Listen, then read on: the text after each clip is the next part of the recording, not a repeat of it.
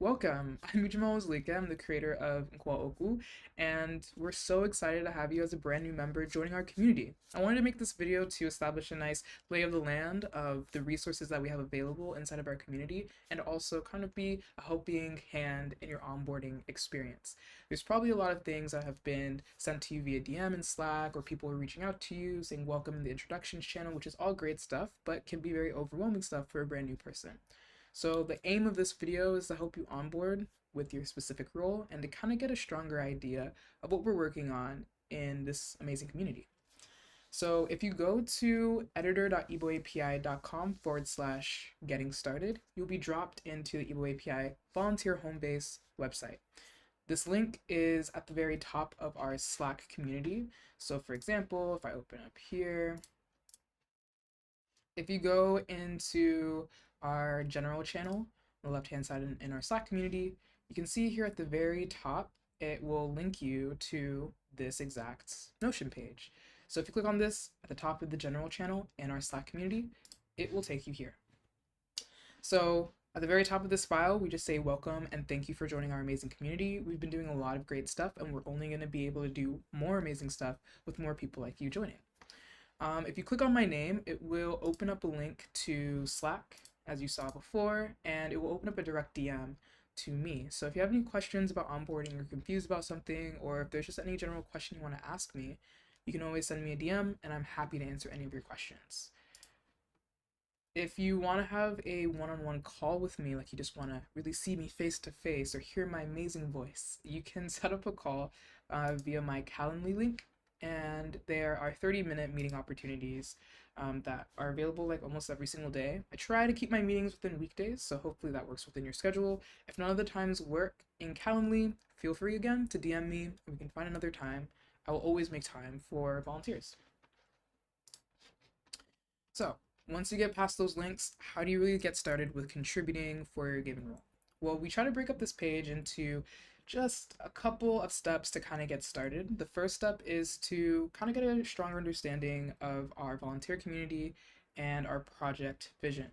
So step one, you can see our community guidelines, a couple of rules that we try to abide by as a community. So like no harassment, no spamming. You want to be patient. You also want to help respond to people's questions or comments whenever possible, just so we keep the community alive and very supportive. We also have our project vision slide deck, which walks through what it means to be a volunteer for this community and what we're trying to accomplish with all these different projects that we're focusing on. So I highly recommend that you take some time to walk through that slide deck. If you find it to be a little outdated or not that informational or helpful, that's great feedback to hear, and you can send me a DM on Slack to tell me that, and I'll be happy to update anything. And then finally, we have our quarterly roadmaps. This is something that we haven't done for the top of 2023, but you can see all of our quarterly roadmaps from the past 2 years to kind of see what we were focusing on as a community. All right, so now you have a little bit of a stronger sense of, the work that we've done so far, what kind of work we're doing right now to, realize our vision. How do you actually start communicating, or not communicating, contributing? Well, we have different roles that are kind of like our standard roles for this community. We have our translator / lexicographer, onboarding. We have voiceover recorders, onboarding, UI UX designer, onboarding, and software engineering, onboarding. And these are for like our top 4 roles. And typically any role that kind of goes outside of these roles, usually you want to DM me or the people who are kind of related to your expected role to kind of get a more personalized onboarding experience.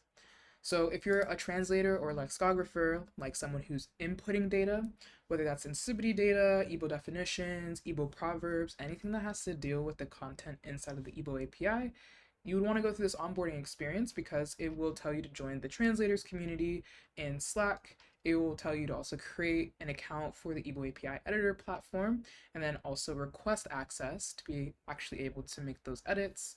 And then it will also point you to our dictionary editing standards document that we spent a lot of time slowly but surely adding important information and comments and all that kind of stuff. So we highly recommend that you go through that before you start making any edits to the dataset. And then more information about exactly what kind of work you would be completing. If you're still confused by the end of this document, one, that's a great sign for us to be able to make it a better introductory document. But two, feel free to reach out to me or any other translators, and we would be more than happy to kind of give you an assignment to get started. Voiceover recorders are people who are going to be recording audio for our Igbo headwords and example sentences. So again, go through this document of joining the right channel, creating an account on the Igbo API editor platform, and then kind of start working through your tasks. UI UX is for our amazing designers, and this can actually extend to other people who are more interested in quality assurance or accessibility. So you can go through this document to join the UI UX channel, and there are other channels that are kind of tangential to designing within the community that the volunteer community members will walk you through.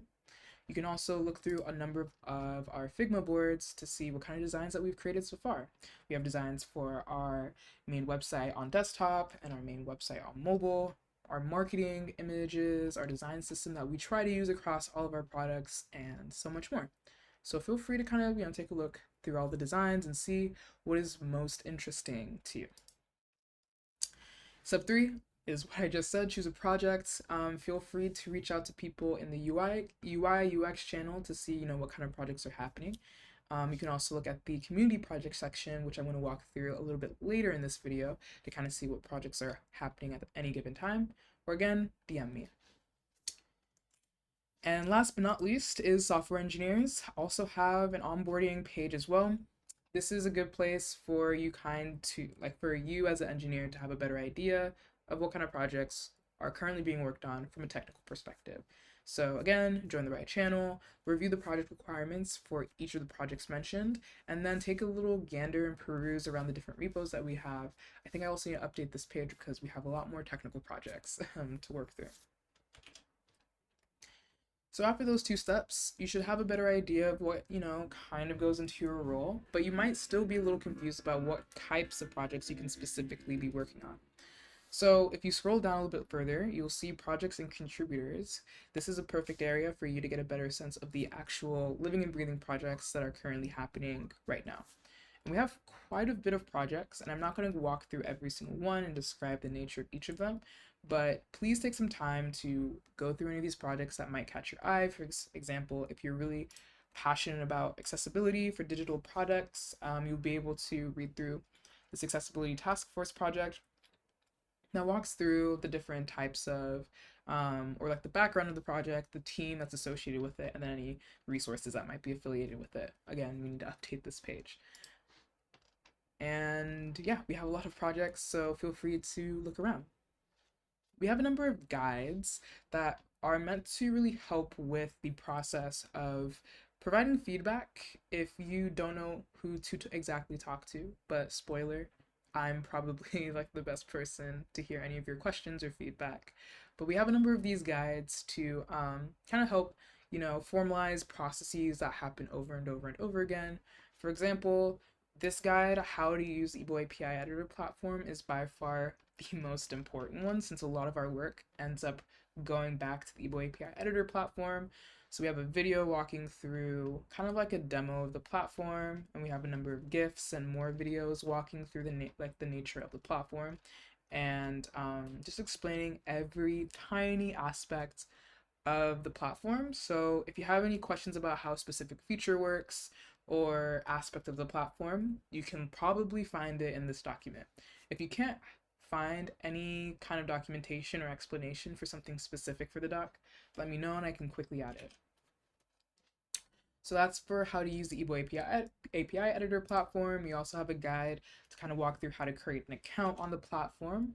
We have another guide to actually report any bugs that you might come across while editing within the platform itself. So we have like steps to kind of walk you through that, and also a list of all the bugs that have been raised in the past. We also have this guide to add dialects to the data set. So if you have a particular dialect that you really, really, really want to be included inside of the database, we would be more than happy to add it. We just would want it to be formalized by it being requested and then logged within this data set. So we always know that someone has requested to have that dialect added. and so many more guides. Highly recommend that you walk through any of them if they catch your interest. We also have our meeting schedule. Very common question for new members is when are we meeting? When do people meet or talk about projects or all that kind of stuff? We have a meeting schedule here where every other Saturday we meet at 1 p.m. Eastern Time. Today is April 8th, which was the last day that we had our community meetings. So it was earlier today at 1 p.m. Eastern Time. And in 2 weeks, we'll have that meeting again. If you want to be able to have a reminder of when the meeting happens, you can click on this calendar event and that will add the calendar event to your personal calendar. So you'll always get those notifications of when the meeting happens. And then if you are a translator or lexicographer, we realized that we needed more dedicated conversations about the actual content going into the data set. So alternating second and fourth Saturdays of any month at 12 p.m., which is just 1 hour before our community meetings, we will have translator meetings. This is also kind of difficult to know exactly which day it's supposed to happen or which Saturday it's supposed to happen. So again, we have a link to the calendar event that you can add to your calendar. So we walked through, what did we walk through? The introduction, the first 2 steps, a couple guides, our meeting schedule, our projects and contributors. If you scroll down, you'll see our amazing bulletin board where we've been featured in a wide variety of social media posts or articles. So if you want to kind of get excited about what we've talked about publicly in the past, you can look at our bulletin board. And then finally, at the bottom of the page is where we kind of have our catch-all resources. These are some of our most used resources within any of our projects. So for example, as I mentioned before, we have our dictionary editing standards doc, which details exactly what goes into a proper Word document or entry inside of our data set. We also have things like EBO API parts of speech, like what are the valid parts of speech that we are using inside of the data set right now. We even have things like a grammar of contemporary Igbo, for example. This is a good link for us to kind of refer back to this PDF, which is a grammar of contemporary Igbo that breaks down the grammatical aspect of the language, and so much more. Even things like Igbo keyboards. If you want to be able to add underdots to letters very easily, we have a number of different Igbo keyboards, along with this Insibity keyboard, which is a great demo site to showcase how to type in Insibity. And then we also like to do our due diligence and back up any of our community opinions by previously completed research. So we list all of the documents that have been useful to inform our current way of making edits to the data right here. So we have Igbo dictionaries, textbooks, and research papers all right here. If you know of any other papers that would be helpful for kind of like establishing a community-wide opinion on how we want to collect data or organize data, please let me know and I'll be happy to add it to this blog. Finally, we like to keep track of our sibling communities who are doing some amazing work within their own lanes and within their own realms, and we want to support them.